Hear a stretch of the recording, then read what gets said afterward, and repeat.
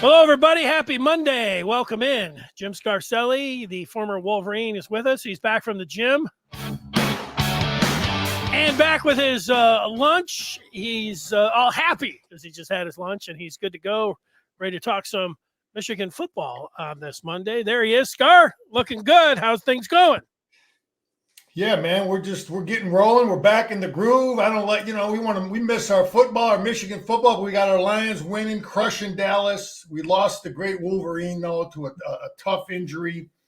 But we'll get ready for a tough Illinois team, and they come off an unbelievable win, and over 49-48, whatever the hell it was, and yeah, we're going to have our hands full. Illinois will be fired up. I played in that stadium, Denny, in 1983 when it pretty much decided the Big Ten championship. One of the loudest games I ever played in. I think they were undefeated. I think we were 5-1, something like that. But the place will be loud. It will be a factor. Yeah, I went to Champaign in Drew Henson's first start for Michigan, and he was great in that game. Michigan won it, but it was loud and it was a tough place to play. Hey, before we talk about Michigan, you mentioned Hutchinson. It was such a great game, but nobody's talking about what a great game it is. Do you think that cost the Lions? Do you think they could still win the Super Bowl with the loss of such a great player? Well, yes, I think the Lions are a good football team. We just pushed Dallas around. I don't know how many guys they had out on that defensive line, but our offensive line was just hammering them. Listen, we've got a good, smart quarterback. Lions got a lot of things. And in my opinion, Goff is our most valuable football player. But after him, I think it was Hutchinson. Hutchinson is a game changer. He's a factor defensively. I mean, he's a pressure. He disrupts the game, man. I think he's our second most valuable player. So the kid's playing great football. I watched him play in high school, Denny. I saw him playing tight end and defensive end for Divine Child over here. I thought he might have been a tight end at Michigan because he was a good look, But hey, listen, he's got to recover, and but people here in Detroit are fired up for our Lions. Everybody in that division, Denny's like 4-2. 5-0. It's a tough division. It is a tough division, and you can't just replace one of the top 5 defensive players in all of football. So Brad Holmes will have his work to do to bring somebody in. We immediately go after all the big names, but I don't. It would be great if they got a big name and a great player, but I think they'll do something. They'll have to try to at least help to try to fill his shoes. So that really sucked. That was on everybody's mind today. Sharon Moore gave his well wishes, I guess, at a speedy recovery for Hutch, who also hurt his leg. I think he broke his ankle when he was at Michigan, was able to come back. And so guys do break their legs and come back and play football. So I don't think his football career is over, but this year really feels like, especially watching them just dismantle Dallas, how they did clown them. It popped up more than once in my mind. Like, man, this is their year. When you look at the offensive coordinator that they have, and he was front and center yesterday, dialing up those division games. Then we got 6 division games. They're all going to be tough. Yeah, Caleb Williams is playing good football. He ain't playing like no rookie in Chicago. And Darnold now, you get Darnold, sometimes these guys need more time to develop at the quarterback position. He's playing good. And then you got the kid in Green Bay. What a job, what an athlete he is. He's Patrick Mahomes, man. Run, throw. So there's 6 tough football games. Yeah, I wonder what Minnesota would look like if JJ was their quarterback. I wonder if they'd be undefeated. Maybe they would. Yeah. We'll see. It's going to be a lot of fun there. Well, we're here to provide some fun. We have a few different things to talk about with you. We've got some words from a former Michigan All-American wide receiver. We'll put up on the screen to read what he had to say last week about his alma mater. Scar looked at Illinois film from last week when they played Purdue, blowing out Purdue at the half, and then the Boilers came all the way back, got it into overtime. Illinois prevailed. We'll see how much Scar thinks that meant for Purdue, for Illinois, for Michigan, and the game. But we'll start with Michigan coming off the bye, Scar. They had all week to work, and I go down to those Monday news conferences where Sharon Moore and I asked the questions that I think that you'll want to know. And today it was a lot about things that you would expect to hear from the head coach. They worked on a lot of little things, a lot of the little details, and it's about execution. And Makari Page was there, and he talked about working on the angles in the defense and tackling in space. Meanwhile, Josh Preeb was there, the transfer from Northwestern, and he said it was an opportunity to go back and just work on the basic fundamentals as an offensive line. But he said that they do have a sense of urgency knowing the position that they're in and getting ready to go out and trying to beat an Illinois team that under Brett Bielema, a lot of these guys, not Preeb, but 2 years ago, saw them in that win game where Jake Moody hit the field goal at the end of the game, and Michigan was able to win it. But they're talking about Illinois being a physical football team, good defensively, and they bring the physicality on that front. And you always say that. Yeah, well, Brett Bielema is a damn good coach. Brett Bielema's roots are Iowa. He played at Iowa, played for Hayden Fry, and I think he might have had Barry Alvarez a little bit there. Anyway, he worked with Barry Alvarez. The guy's defense. The guy coaches defense. He knows how to stop the tight ends and that type of offense because he coached it. He was Wisconsin head coach. So what they did against Purdue, giving up 49, whatever, they're going to defend us a little better. Their stuff is designed. He'll be in our base. He'll be in a 3-4 look against us. It'll be a lower scoring game. We can't give up too many points to them. But Danny, the bye week, you work, you scrimmage your young guys because there's a lot of guys that the coaches want to look at. They haven't been able to get a lot of playing time. Some of them may have elevated their stock with some of the scrimmages they had in the bye week. And maybe you'll see some guys playing that hadn't played. But get some guys healthy. Figure out, what does this change? If Tuttle's the guy, how does it? Is the pass game going to be more of an opened up thing? What does it mean? But hey, this game's a pick'em game, Danny, down there in Illinois. That's what the bookies are saying, and they definitely got the kids' attention. Every week is all hands on deck. Every week is a playoff game for this team. Northwestern went to Maryland and hammered them, put 40 on them or something. They look really good. They got a quarterback. They got a defense. They went to Maryland and whooped them. So, yeah, we got to buckle up every week, one game at a time, and that's where we're at. Yeah, we all watched Oregon and Ohio State and all those explosive plays, but Michigan – this is their most important game. I don't sound like a coach or anything else, but if they don't beat Illinois, then the rest of these games, this thing can get ugly really quick. But they beat Illinois. You get on a little bit of a winning streak by beating Michigan State, and then you can feel a little bit better. We got some breaking news about the Michigan State game. If those of you have not already heard, came out in the last hour or so, that it'll be a night game in Ann Arbor. Michigan and Michigan State. You got a thought on that? A lot of people are like, ooh, with the animosity, the last time with the tunnel. Why would you ever do this? Well, you don't have a Jim Harbaugh and you don't have Mel Tucker. I think that will kind of ratchet things down a little bit. But your thoughts about playing a night game against the Spartans?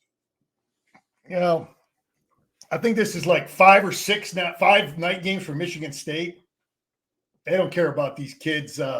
They don't care how many night games they play. That pisses me off, all these night games. But, Denny, it's a big game. It doesn't matter. It doesn't matter. It's going to be a heated, hated, full go, nasty game. That's what it is, quickly, the Oregon-Ohio State game, two great football teams. Both have good quarterbacks that can throw, athletic, smart guys. They can run. They got backs that can run. They're good on defense. Oregon, the only way you move the ball against Ohio State, you better be able to throw the football because he's going to overcommit. He's going to put guys in man coverage, and Oregon made them pay. You know, they got the quarterback. They got the ideal quarterback to beat an Ohio State team. You've got to be able to throw the ball against them when they're going to just man up and play zero coverage. But Ohio State's got football players, and I thought Ohio State had better players. I think you play that game on a neutral site, Ohio State would win the majority of them. That was my opinion. But great game. You know, they're both going to be brutally tough to win. But yeah, Denny, quickly going through the schedule, we got a big, you know, you got the Indiana-Nebraska game. I'm really anxious to look at that game. Those are two really good coaches playing at Indiana. So that'll be an interesting game. We'll see, get an idea where these two are. In fact, I'm going to give you a pick again, Denny, because I was right about USC last week. I said that game should be a pick 'em, and you're giving me 5.5 at home. So I thought USC was good because I thought it should have been a pick 'em, and home is usually worth 3 points. Same thing with this game. I think this game on a neutral site would be a pick 'em. Indiana, Nebraska, I think it would be a pick 'em on a neutral site. Okay, you're playing at Indiana. Okay, that's 3 points. It's not 6. I think 6 is too many. So I would take Nebraska with 6. So that's how I see that. And then I talked about Northwestern already. They're a much improved football team, and they will stop the run. And they'll be a bad matchup for our offense, okay? Because he's a good defensive coach, and it'll be tough for us to, they're good on defense, and we work right into their wheelhouse for them to defend us. Yeah, I think people just during the show here, a lot of people use the feedback, and people are talking about turnovers. If Tuttle can come out, it'll be very interesting to see what Michigan's offense will look like, their passing game.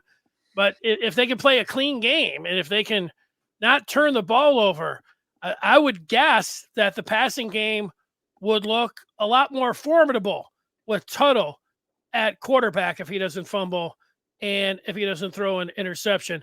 I also think the defense can look a lot better if Michigan's not going 3 and out as much as they have in the first half of the season.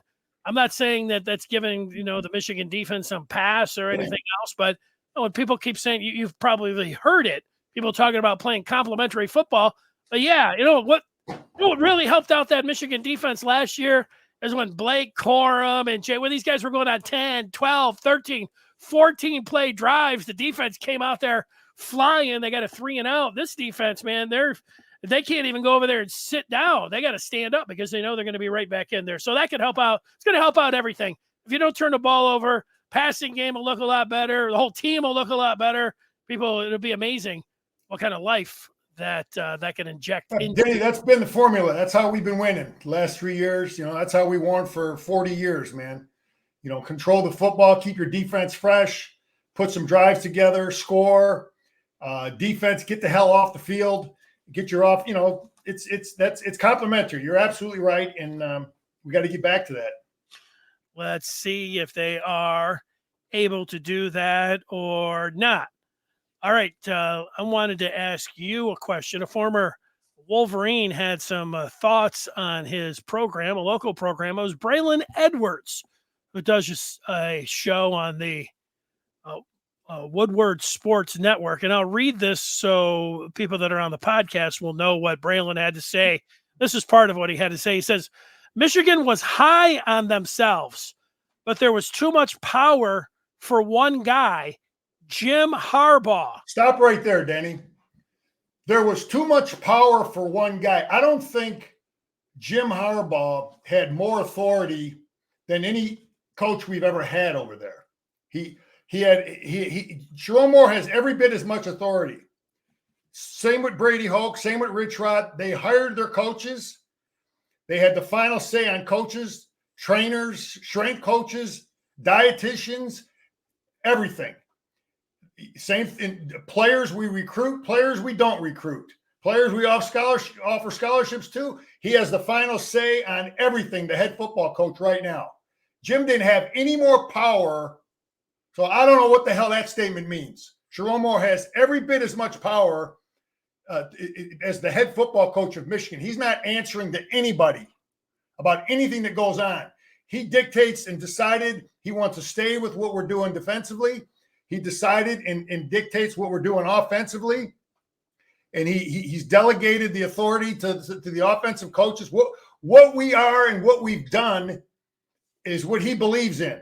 So that statement right there, I totally disagree with. So you can comment and then go through the rest of the statement.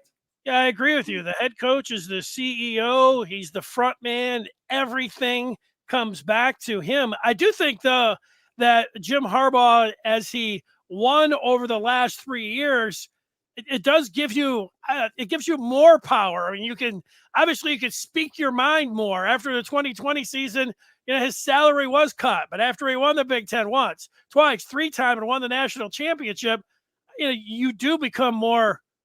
I think you do become more powerful. But Sharon Moore can do anything he wants, as the head coach. Here's more of what Braylon says. He says now you have to get back to a situation where you have a coach that's not above the team. Stop right there. So you're going to tell me I don't think Jim Harbaugh was above the team. I don't think Jim Harbaugh was a me guy at all. He's got assistant coaches that loved working for him. A me guy is a guy, a me coach that thinks he's above the team is a guy who wants to get all the credit and then throw people under the bus when they lose. I've never, ever heard Jim Harbaugh throw an assistant coach or player under the bus. He's got coaches that want to work with him. I don't think he thought he was above the team. Now, at the same time, Danny, Jim Harbaugh was a winning coach at 3 different places before he came to Michigan. So the media, there was a lot of attention from the media in regards to Jim Harbaugh all the time. Before he, right when he got here, the rough years. So the same thing with Deion. Deion's getting a lot of attention. Does he want it? But if you're smart, same with Deion and same with Jim, if you're smart, you take that attention and you bring it to your attention, utilize it. But I don't think he thought he was bigger than the team. He was always about promoting his players. Anytime they won a football game, it was about his assistant coaches and his players. I mean, I never heard him talk that he was. Again, that's you cannot control the media in terms of if they put a lot of emphasis on, Michigan's winning because of Harbaugh. You can't control what the hell the media does and says. So I disagree that he thought or he was bigger than the team. There was nobody defending Jim when Feinbaum and all those guys were out there shredding him. Brian Greasy was out there shredding him. In fact, Braylon Edwards was one of the guys that was out there shredding him when he wasn't winning. So I don't, it doesn't seem to me that after the 5 years, it wasn't necessarily shredding Jim Harbaugh if you said that Michigan should move on because he wasn't beating Ohio State. That's not shredding Jim Harbaugh. That's what I think, Brian Greasy said it was time to move on. He wasn't calling Jim Harbaugh. He didn't say he was a dunce or, he's a terrible coach. What he said is he's not beating Ohio State and it's not working. And he's been given 5 opportunities and he would have been given 6 and he would have been 0 for 6. So I think that, Scar, that's not shredding. Okay, maybe you're right, Dan. Maybe you're right. You're right. I think it's hard. Right. I don't think that Harbaugh, he was actually, he was such a team guy. I don't think that he would say that he was bigger than the brand, but he did right from the jump. He just created a lot where, it was Michigan and it was Jim Harbaugh, whether it was the satellite camps, whether it was the signing with the Stars. I mean, he's trying to do everything he can to win, and all that attention is coming at him. I understand. I would say on the downside for Harbaugh, and this is what a lot of Michigan fans, they took up for him. I understand Michigan was winning, and people just wanted his back. When he said he went to interview at Minnesota and he said, I'm done. I can't outdo happy. I am. And sure, things can change, but he said he wasn't going to do it. And then the very next year he interviewed for, 2 more times. And then even last year, people are like, oh, he's not really interviewing and going anywhere. It's like he's every single year, he was going somewhere and doing that. And that created a lot of circus. Okay. January Jim, that created a lot of circus where you could say it was all about him. But look, he wants his players to take care of themselves. He wants to take care of himself. And when it got to January, Jim was taking care of himself. I do think that, if that's what Braylon is getting at. But he says now, that, they didn't have a fail-safe. This is the brand of football that you get. And he says there's going to be a reckoning this offseason. Well, what does that mean? This is the brand of football. He also talked about, not really believing in what, the system and what we're doing, that it worked for Jim Harbaugh, that tight ends, fullbacks, this defense, whatever the hell we're doing on offense that worked for the last 3 years, that brand of football that we did to win 3 championships the last 3 years. Well, it worked for 3 freaking years. Okay. Our defensive scheme worked the last 3 years.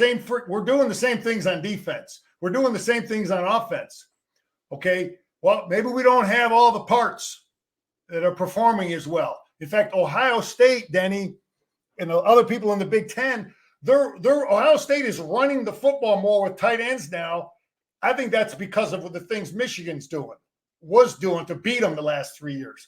So I think this brand of football, I would tell Sharon Moore, don't listen to the outside noise. The system that we've been doing, the brand that we've been running for the last 3 years, it worked. Okay, let me say this, Denny. When we went from Bo Schembechler, who had a brand and a system of football, and he was a successful coach, and we went to Gary Moeller. Gary Moeller ran the same stuff with a little tweaks, few tweaks in there, okay? No wholesale changes. There were some tweaks. He threw the ball more, but it was successful. So what I would say to Sharon Moore is you're following the same type of deal. If you have beliefs and you want to tweak things, but don't throw it out, because this brand works. The offensive system works. The defensive system works. And then Lloyd Carr followed along with the same system for 40 years. We had a pretty damn good system, a brand, until we blew it up after Lloyd Carr. Yeah, I don't think it's the system. I think it's a quarterback. Michigan's got a quarterback problem, and the quarterback that turns the ball over specifically. That's Michigan's problem. I say, what's wrong with Michigan? They've got a quarterback issue, and the quarterbacks turn the ball over too much. That's the problem. Now you can say, well, Orchie can't really throw the ball. True. And, Warren turns it over too much specifically. True. Tuttle came in, looked great on the first 3 drives, and then not so great when he was turning it over, fumbling and turning it over. So they've got a turnover problem there. I would say to Braylon is that for the first 6 years, Jim Harbaugh was trying a lot of different things. Jim Harbaugh was going to speed and space. Jim Harbaugh was trying a different offensive coordinator, different defensive coordinator.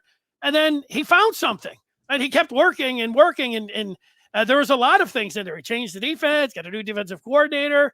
He also decided that, owning the line of scrimmage and playing a physical brand of football, that was what Michigan was going to do. And it worked. And you know what he did? He went different from what almost every other team was doing. And it's really helped. It really helped out. And you're right. A lot of teams have copied that. And that's been the Jim Harbaugh effect. Yeah, Denny, look, there's a lot of things with being a head coach, but our system works. He's just got to do, it's obvious. He's got to do a better job of making sure we have, that you watch Ohio State and Oregon play, you better have the kind of talent at every position like they did. They didn't like their You look at both of those schools, Danny. They didn't like their quarterback room. What'd they do? They went out and got a quarterback. I mean, I get it. We were in the playoffs. JJ didn't decide until mid-January what he was going to do. That held everything off too. He didn't declare until like January 15th. There ain't no quarterback coming to Michigan with JJ McCarthy still hanging around. So that's a whole nother deal going on there. Right, and they didn't know a potential quarterback if Jim Harbaugh was going to be there, so they didn't know. Jim Harbaugh decided like a week later. Right. Well, I don't know. That affected it all. I think that if Harbaugh stayed, that the Michigan quarterback room would be the exact same.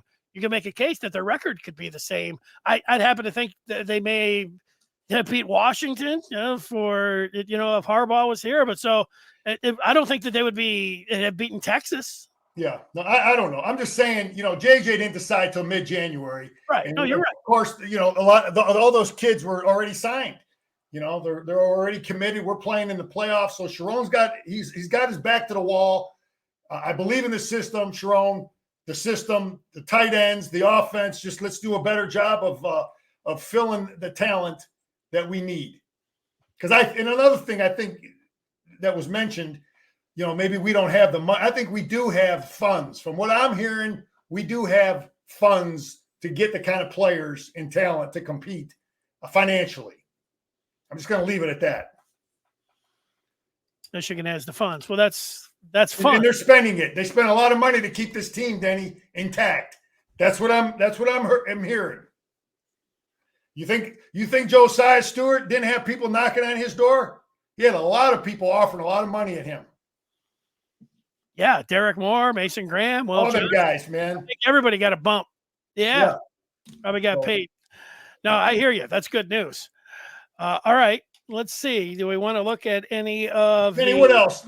Anyway, if I tell you that the signs that there's confidence in our program is recruiting. Okay, so maintaining the commitments we have, and I heard Andrew Babaloa. That he's trending toward Michigan. That would be great. That would be awesome to get that 4 or 5 star big tackle. And Danny, just real quick, how we beat Illinois before we get into this. Maybe I'll as we go through the film, I'll talk about it. But it's the same thing, man. Secure the football more than anything. Secure the football. Let's run it. Let's throw it. Defensively, we got to be great in the red zone defense because they got a quarterback. They're going to go. They're going to move the ball. They're going to throw the ball. This kid is good. He played for Lane Kiffin. He's good. And defensively, that's the big thing. Red zone defense, and then offensively, secure the football, and let's try to be multi-dimensional. All right, that sounds great. In terms of the film, we're going to get to that. I see it loaded up there. I want to tell everyone that now is a excellent time to join the Maize and Blue Review. Why would I say that? Well, the second half of the football season is kicking off this Saturday. So you got the football season, and then basketball season is rapidly approaching. And then Scar just mentioned recruiting and how that's going. All of that you can get access today by going to michigan.rivals.com. We'd love to see you over there. And now Scar is going to load up the game. And thanks to Quick Cut Video and Analytics, your place to store, share, and analyze game film. Go to Quick Cut and get that done by going there. And now with that, we have the film. There it is. Scar, you are ready to go. All right, look, Illinois is going against Purdue, which is we're not going to be in as much spread type stuff as them, but this was the same stuff that TCU did to us. And you're watching Illinois on defense, and Purdue had some success. You widen out you bring 2 guys out here, Denny, 2 guys wide over here, and you just run your quarterback. So Purdue had some success with that. But again, this isn't what. But when you look at that, you say, well, why couldn't we do that with Orgy? You know what I mean? That's a whole nother argument. But Denny, we can do that with Tuttle. He has enough athleticism to do those things. So here's the same thing again. Got guys real wide. There's strengths and weaknesses to that formation. We really don't run it, but I just want to point it out. Here's Illinois and our nickel package, and Purdue's running RPO at them, having success. But we run this exact play. And you look at things, you look at what other people are doing, Denny, and you say, Michigan can run this. We run this exact same stuff.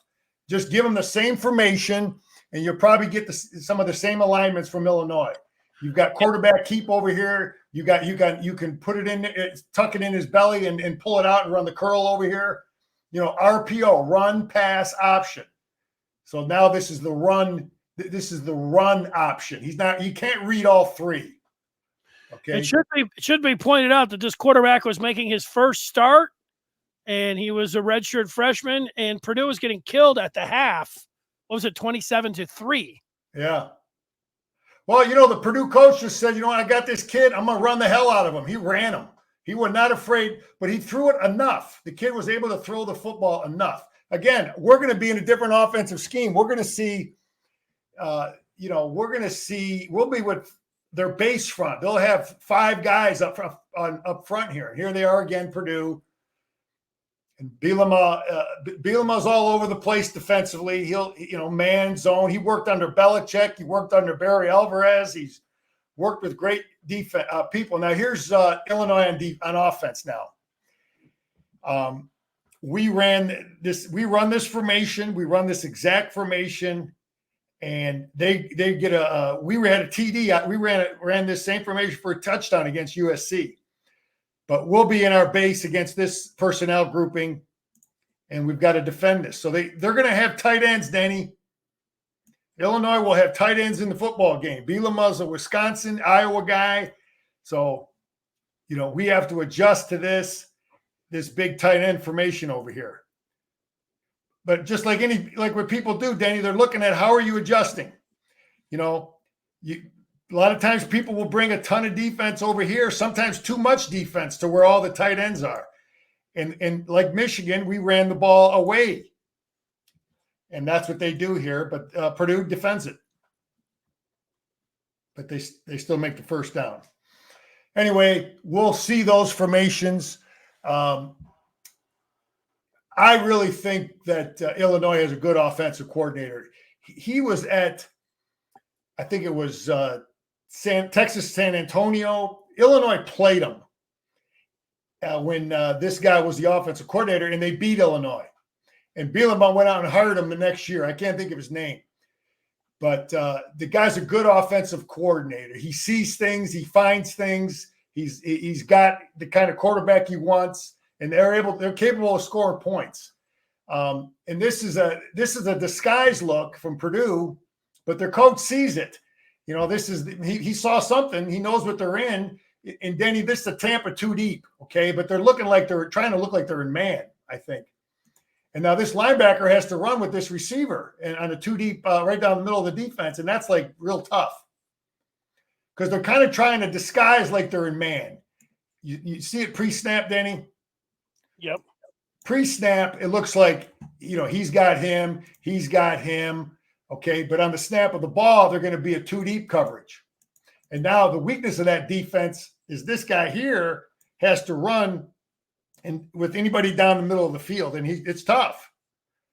But their coach sees it. That's what the point I want to make is their offensive coordinator sees something. He understands the weakness of the defense. Now this guy's got to run. This linebacker's got to run with him, and it ain't happening.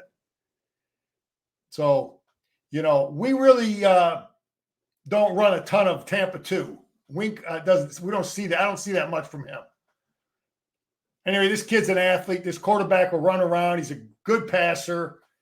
He's he worked with Lane Kiffin at Ole Miss, and he wasn't playing there. And here you go again with Illinois on offense with the tight ends.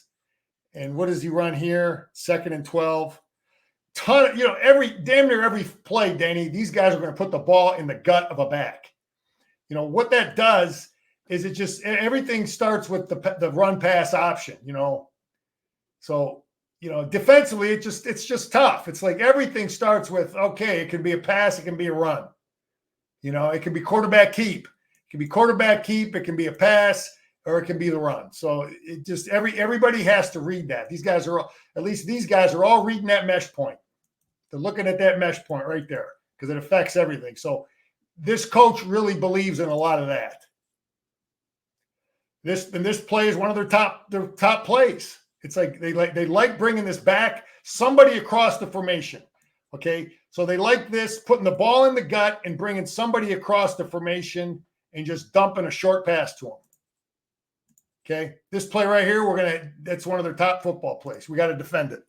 So coach will have different answers for that play, different looks. But if I'm coaching Michigan's defense, that play is one of the top ones on my list. We got to stop that. Illinois offensive coordinator, Barry Looney Jr. Yeah, he's a good. I think him and Bielema may have worked together somewhere in the past, but in Arkansas, and he had a John Mackey Award winner at tight end, and Hunter Henry loves to use the tight end. So as you're saying that, I'm reading about him. So you're on. He's a good coach. Because I remember again when Bielema went. Anyway, then this can't happen. We cannot let them get this run game going. No way, no how. We cannot let them get this going. We got to be great in the red zone right here. So we can't let them run the football to these tight ends or just block everything down. See how they're doing this? They're just walling everything down. All these guys are just blocking down. Everybody's blocking down. This guy's, I don't know what the hell he's doing, but they just block everything down, and he's over here on the quarterback, and there's nothing there. It's just easy. So you can't let him get that run game going. But Bielema believes in the run. He's old school, man. He's Michigan, Harbaugh, Schembechler, Hayden Fry philosophy. Run the ball, stop the run, play deep. That's his bloodlines. Denny, I like this formation. Now, Purdue ran this against Illinois and had success. I wish we would run this. Vandy beat Alabama. This formation's tough. Penn State runs it. I like it. I had to defend it as a coach, and it can be problematic if the guy doesn't know what the hell he's doing. And Illinois had trouble with this formation. This is something I'd like to see, with Alex Orji do some things with this package. It's because it's just, there's a lot of ways you can go. And Danny, this is you want to talk about our brand, why the hell we've won the last 3 years? Because we didn't just knock guys off the ball. We had stuff, Danny. We had formations. We fooled people with things. You know what I mean? This is a scheme play that this defense is confused. He's got two guys going this way. He's got two guys going that way. And he's got the ball in the mesh point. Which way is it going? It can be, it's a problematic deal. And they got the Illinois defense confused. Damn, busted him right up the middle. So, but it's executed, but it's also schemed, Danny. You follow me? Yeah. There's a confusing, deceptive element to that formation. It's like Bob Ufer used to say, beautiful. What he used to say, and equally well executed, perfectly schemed and equally well executed.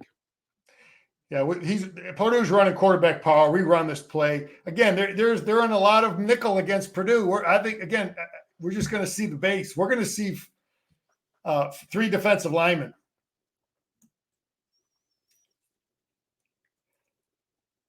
But I watched Illinois against Penn State. Illinois is lined up. They got, they just didn't have the talent like Penn State. Okay. Yeah, they had a lot of opportunities. They played Penn State pretty. Yeah, they didn't have the talent though. Okay, I think Illinois and Purdue is a pretty even. They're pretty balanced. I think we're going to have better players at a lot of positions than Illinois. Here's 2 tight ends. What's it down in distance? 2nd and 7. This is a balanced formation. What are they doing here? Mesh point. Everything starts with that putting the ball in the gut of a back. And this quarterback is smart. He's going to find people. He's going to be as good as the kid from Washington. I think this kid is that good.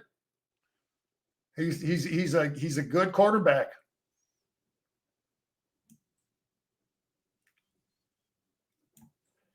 And this is a little boot pass to the tight end. Again, everything goes in the gut of a back. It makes you honor it, Denny. It makes you honor it. There it is.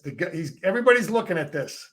So this coach really, really is forcing this defense to honor that mesh point, and he brings the tight end across. Here's what I like looking at Luke Altmaier's stats. Sure, he's thrown for 1,400 yards with a 67% completion percentage. That's nice. 14 touchdowns, 1 interception, 14-1 interception touchdown rate. That's what I like. And here's the wheel route, Denny. We run this play. Well, I already showed that.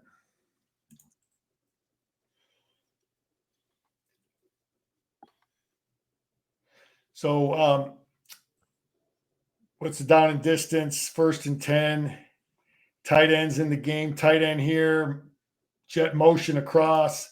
And he's got a wheel route. So the coach sees things, this guy's smart. He's trying to get this linebacker jacked up over here. See how they're trying to pick him there with the tight end?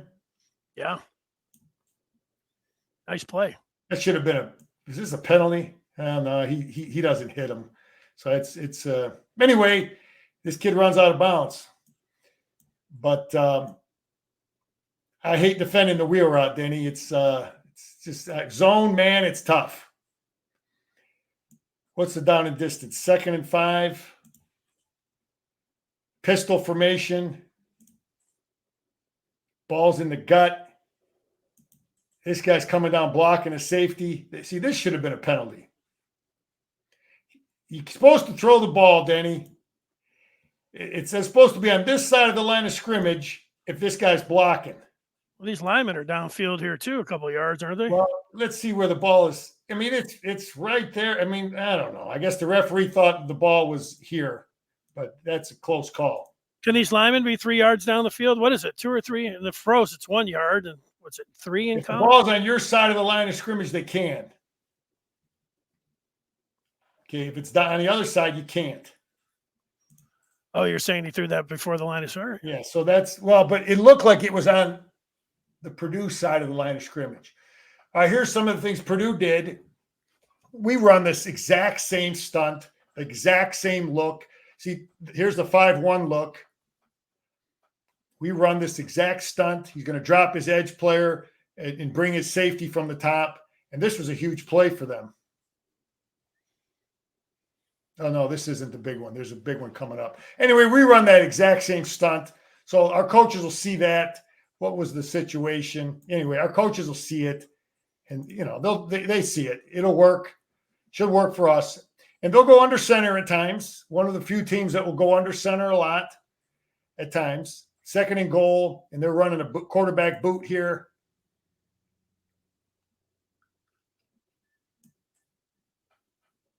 Interesting why they go under center. Well, they can run jet sweep. They probably so they can run jet. There's certain plays that are better under center. Anyway, they don't defend it. But everything matters, Denny. Your scouting report, what's he doing under center? What's he doing when the back is set to the left? What's he doing when the back is in a pistol? What do they do when the back is back to this play again? They run a ton of this play. Our players are going to see this play in their sleep.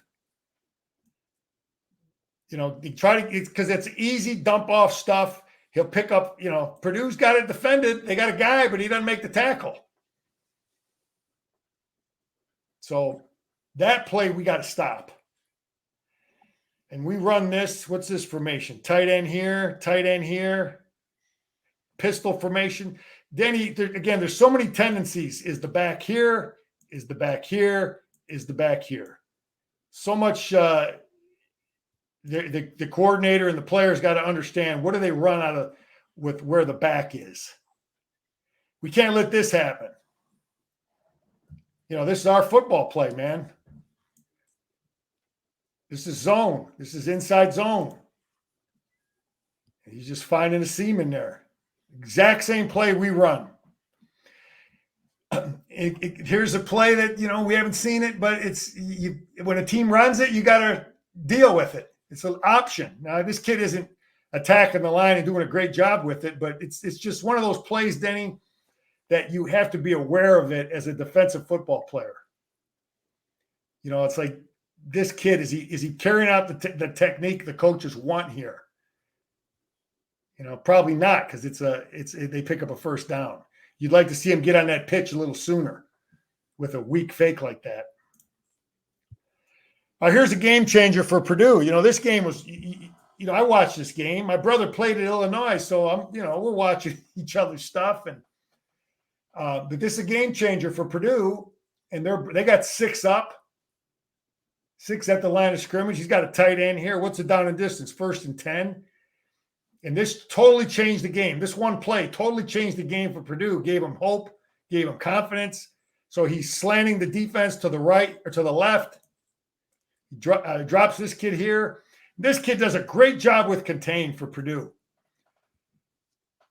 You always hear me talk about contain, Denny? Yes, you're look at this. This is a 300-pound kid down here. This is a 300-pound kid, but he doesn't make the tackle, but he's got good outside leverage. He makes him step up in the pocket. He makes him come back inside. Don't let him outside. Make him come back in. Backside. Drill him. Turnover. This guy picks it up. Touchdown. So, that play changed the game. It gave him confidence, gave him energy. Yeah. But this kid right here, look at him. Get contained, make him step up. That's a good job. And then the backside safety comes from it and makes the hit. So that's pressure. I hear a lot of people talk about ripping on old Wink pressure, right? Isn't that kind of what we're hearing from a lot of the pundits out there? Oh, I don't know. Here's Purdue bringing 1, 2, 3, 4, 5, and this guy's dropping off. So they got 6 up. They're bringing 5. We run this exact same stunt. Changes the game. That changes the football game. Can't rush 4 every down, man. Unless you got Bruce Smith over there. I think it comes down to that. You used to say, who's they? I think it becomes a narrative, Scar. You get 4 or 5 people like Michigan. Some of these guys are like, film guys and consider themselves tape guys. And they say, hey, Wink's blitz is too much. And then people just say, yeah, that's it. Wink. I think there becomes a bottom line in that you saw Michigan's defense last year. You know how much of the players that they brought back, that Wink's the second highest paid defensive coordinator in the country, and they expected the defense to look a little bit more like last year. And so you say he blitzes too much. So, well, Denny, I think you had it right when you started out saying that it's about time of possession and scoring. Look at our scoring and then time of possession, and then look at for 6 games, and then go look at the last 3 years. Look at time of possession for our offense and scoring. Okay, that affects your defensive stats. Right. Yeah. So, it all comes together, man. I'm not blaming one side, man. But the brand works, the system works. Let's just do a better job of protecting the ball. Well, we got to do a better job of accumulating talent this offseason. I mean, one thing Braylon was right about, man, we got to hit because we got to get some players, because there's a lot of guys graduating, and Sharon better have everything he needs to bring guys in, and he got to make the right decisions, bringing the right guys in. Oregon and Ohio State both went and got the different quarterbacks. They didn't like what the hell they had. Oh, so those guys were not the starters last year. One was so you got to make those. You got to make them bold, tough decisions, man. You got to hurt some feelings sometimes for the kids you got on your roster. Great point. That's leadership, man. And you can't be afraid to hurt some feelings for some kids that you recruited that have been there for 2-3 years. Yeah, no, that's the way it is. Great point. There it is. Yeah, this will be. We got to come together. It's just going to be like going. It's going to be like going to Washington, man. Same type of football team. I think we're facing because Bielema is real good at defending our stuff, man. And I know the coaches, Denny. The coaches will take. I was going to put the game on from 3 years ago, because that would have been that's what coaches are going to look at. I know if I was coaching Michigan's offense, I'm taking a real look at the game from 2 years ago, the one we had trouble. Remember in the wind? Corum got hurt. Yeah. Well, because that gives you an idea how he's going to line up against your tight ends and some of your formations. Those are things I know I would be looking at. Obviously, personnel is different now, but you get an idea how a guy thinks about what you do. Yeah, that was what was the guy's name? Isaiah Gash, was that his name? Fourth, fifth string running back. They caught that ball. They caught that little outcut over there. Yeah, he doesn't make that play. Michigan, loses that game. So that was a great play. Remember that about it. Yeah, great job, Scar. What's your gut? You said the Vegas guys, the bookies, have put this as a pick 'em. You feel like, I know you're not the great Kreskin. You can't predict whether Michigan will turn it over or not. But Danny, I got a good deal of confidence. I think 2 weeks. They know who our quarterback is now. I think he was the kid who the coaches were intending on being our quarterback from day one. He suffered the surgery, injury, whatever the hell it was. I think we're a confident football team, and we're going to run it. We're going to throw it, and I still would like to see an orgy package. I still would. I still like to see some. I would like to see that. Yeah, that one formation I showed you, Denny. Those are things that are a pain in the ass. especially with a kid like Orgy back there. Ward said today that Tuttle's going to start, but Orgy's going to have a role. Very good. Very good. That's what I like. I'd like to hear that because listen, man, we just watched. I mean, I listened to Urban Meyer. He was talking about the same thing, man. Somebody asked him that same question. He's like, and the guy, I can't remember who asked it. He said, and then, he wanted a national championship playing 3 quarterbacks the same year. You know what I mean? So, and they all give different problems to the defense. So I believe in it. Just keeping the faith, man. There you go. Well, all right, Scar, a great job. And we look forward to talking with you next week. All right, Denny, go blue. There he is, Jim Scarcelli. How about smash that like button? And